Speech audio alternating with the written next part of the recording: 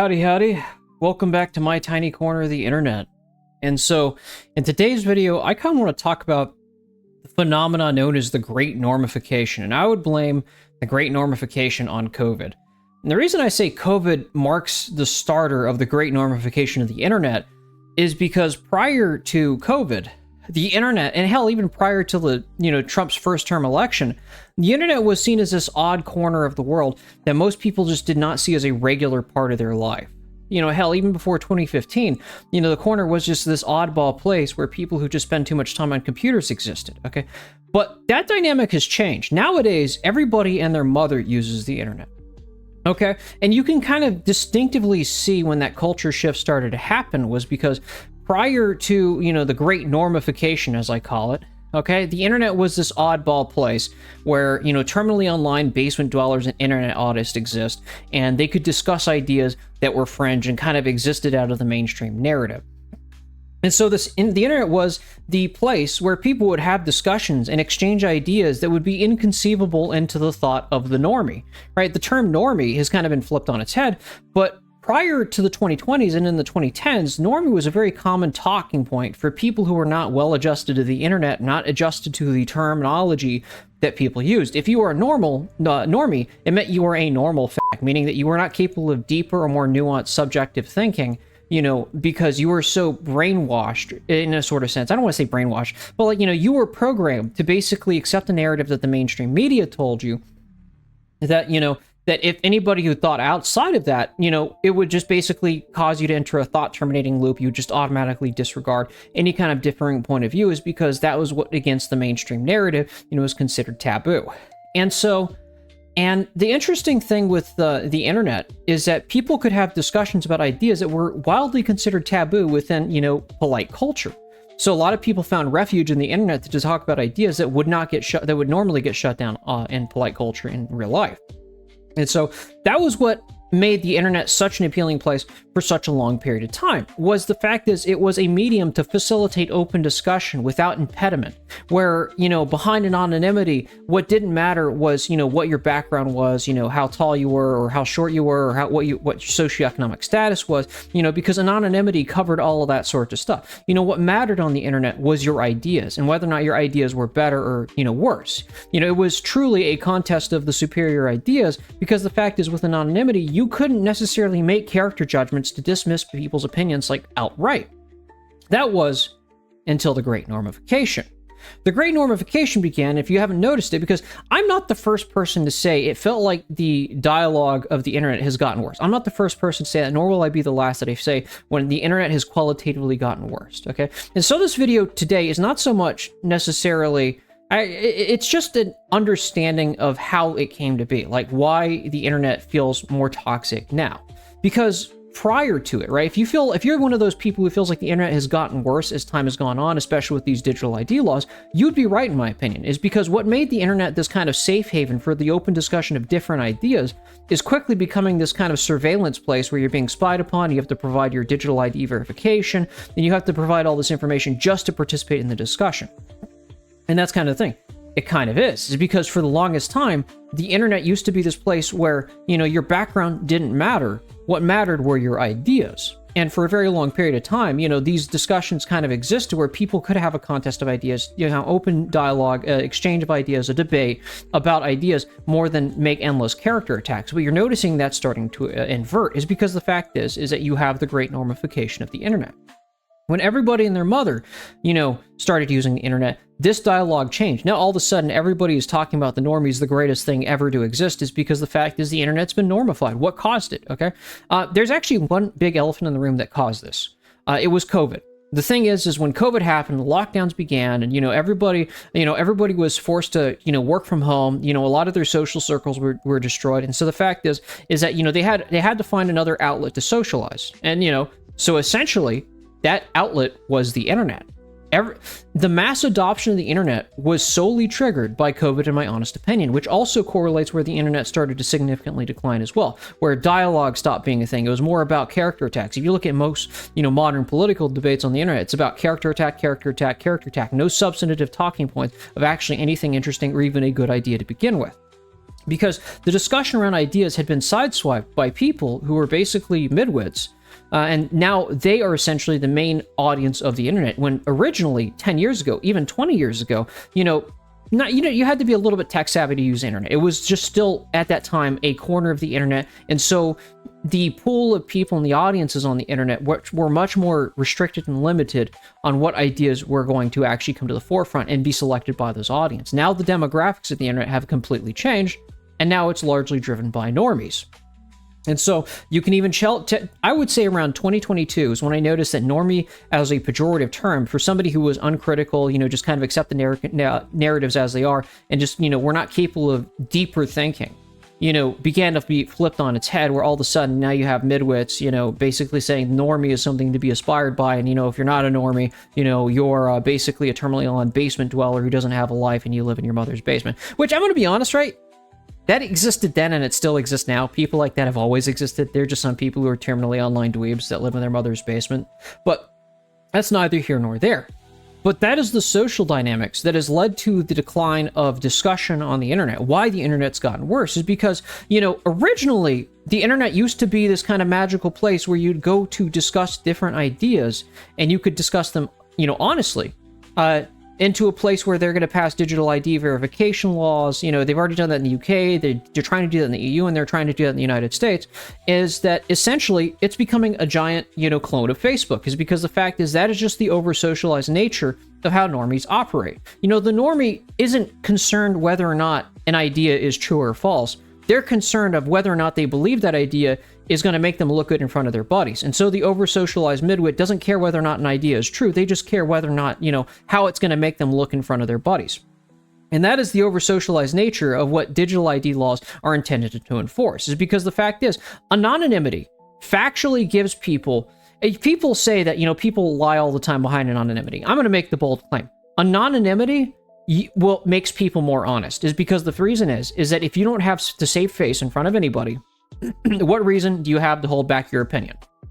That being said, people can complain about trolls on the internet all the time, and I get them in my comment section, dropping a 2-cent insult or something like that. But that is the double-edged sword of the internet. Behind anonymity, nobody is really withheld from holding their opinion about anything else. And so you're going to get mean comments like that. Trolls are obviously a thing, is because people are less withheld to hold their opinion back on something. And so, that is just a natural consequence of anonymity and free speech. If you don't like being insulted, just don't be on the internet. Now, obviously, I don't personally care, is because the fact is, somebody said a mean thing on the internet. When has that never happened before? That's always been par for the course on the internet. Now, what has come into issue, right, is because even if you have digital ID and, people are all sharing their faces on the internet like they do on Facebook, right, not only do you get the insults, people will more often than not use a character attack to just completely shut down an argument or dismiss an opinion. And that's essentially the crux of why digital ID laws are stupid. That is the over-socialized nature of just real-life discourse that most people usually want to just don't like. People walked away from that stuff. The reason why the internet got so big is because they got sick and tired. People got sick and tired of the over-socialized nature of discussions in real life being shallow, of whatever the narrative of the mainstream media told people.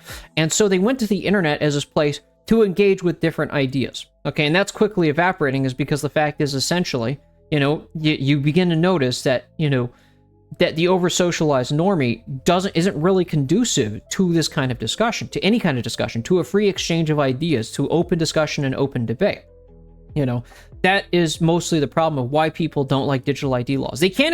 Most people cannot express why they don't like digital ID laws, why they don't like the idea of internet anonymity being destroyed or, erased, right? I'll tell you why. Is because the fact is if you get rid of anonymity, you also, by sense, get rid of free speech. And that is why people do not like digital ID. Because the ordinary person, how many times have you heard somebody saying something mean on the internet and they get arrested in the UK? Okay? You can't tell me that anonymity has not been conducive to free speech and the free exchange of ideas.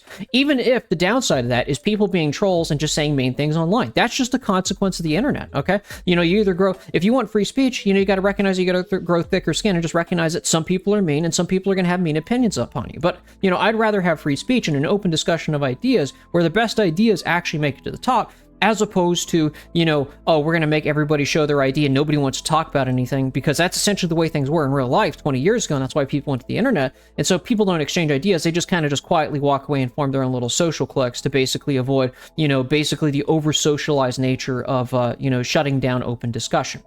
Because it's too taboo for the mainstream media, and it's too taboo for the narrative. And that's true is because everybody talked about how the mainstream media, promotes narratives, and, hell, even like small news sites will basically say, this is incredibly dangerous to our democracy, that people are, promoting ideas that is outside the scope of what the established narrative is. That is why the powers that be want to basically reform the internet. So an interesting thing I want to talk about is that, like, because the internet did not become a place that has significant role of politics until 2016. Why 2016? Because Donald Trump was one of the first candidates that was allegedly memed into office. People attribute that to 4chan or whatever, right? I wouldn't say it's exclusively 4chan, but the fact is social media had a significant role to play in the politics of 2016 and getting Donald Trump elected in his first term. It broke outside of, what was going to be the mainstream candidates that the establishment was going to pick of who they wanted to run within the election for the performative politics of the American Republic. And Donald Trump was one of those things that was an outsider politician. That wasn't even a politician. He's a businessman. Let's be real here. And, basically internet discussion significantly contributed to his success at the presidency. So much so that Barack Obama and several prominent Democrats, have leaked memos that got leaked in the Twitter files in 2022, where they wanted to prevent this from ever happening again, is because of social media for the first time in history had played a significant role in influencing the outcome of an election. And that was something that every government wanted to control. Everybody wanted to control. Now, the thing is that as soon as something threatens the halls of power, it's got to be reined in. It doesn't matter what state it is. It could be the American state, it could be the Chinese state, it could be North Korea, it could be Russia, it could be Germany, the United Kingdom, who cares, okay? Every nation has its own interests. And so now that this is meddling in the politics of the existing, state apparatus, now they've got to shut it down. Because let's look at the consequences of that. Because now the internet's playing a prominent role in elections since 2016, that also means that everybody who wants to spread their ideas, spread their propaganda, even if they're true or not true, all of a sudden had a vested interest in using the internet as a medium to spread their ideas. And that just didn't include political groups. That also included propaganda apparatus, whether it be the ziggers from, Twitter or, the Nafoid bots. They're both trying to spread their state's propaganda to basically influence elections and internet politics and influence people's opinions. That's also another thing that has contributed to the decline of the internet discussion, is because now that it plays a pretty major role in how people think, that traditional media apparatuses could no longer do, now everybody and their mother, and their state apparatuses included, want to have a slice of the pie on influencing the decisions on the internet, because now they influence elections, they influence political blocs, right? And so, as a consequence, and this is one of the reasons why digital ID, I don't want to say is inevitable, because I fucking despise it. I'd rather people be critical thinking than rely on digital ID to stop misinformation. But the normie is not good at critical thinking, and so this might be why the states might actually end up going through digital ID, right? But that's the thing, is that when it comes to this, right, every state is now having the risk of having their domain or social media site, astroturfed by an opposing or an adversary nation's, propaganda army. Now every nation state might actually want to start restricting users from creating accounts. Like, the Americans might want to stop Russians from, astroturfing on Twitter, or maybe, the Russians on their social media platforms might want to stop, Ukrainian Nafoids from astroturfing on their social media platforms, or, Weibo might want to stop CIA assets from acting on their social media platforms, and so China's going to do it, right? And so the thing is that in a sort of way, the brief period on which the internet had an open discussion, freedom of thought and the free exchange of ideas might actually get erased by, national firewalls, where, that nations really control the social media platforms within their nation to prevent astroturfing from other nation states. And so that's a depressing thought to think about, is because I'm going to be honest, I watched the internet come into being, become into prominence, and I remember, I have very good, fond memories of the discussions and the things, that the internet provided over the last 20 years. Okay? But the thing is the dynamics indicate that might come to an end. I don't know. Maybe the digital ID laws won't get passed. The thing is but the thing is it goes down to the fact is that governments don't like the idea of normies that are easily influenced, being astroturfed by, adversary nations' propaganda to be like against their own national interest, right? That's the thing, okay? And so the internet has qualitatively gotten worse because of this kind of, competition between nation states to basically astroturf their propaganda and sway the opinion. Corporations have taken over it, right? It used to be, and I want to go on a short rant about the cloud economy, because the cloud economy is something that is good in principle. It's a good idea in principle, but in practice, it's fucking terrible.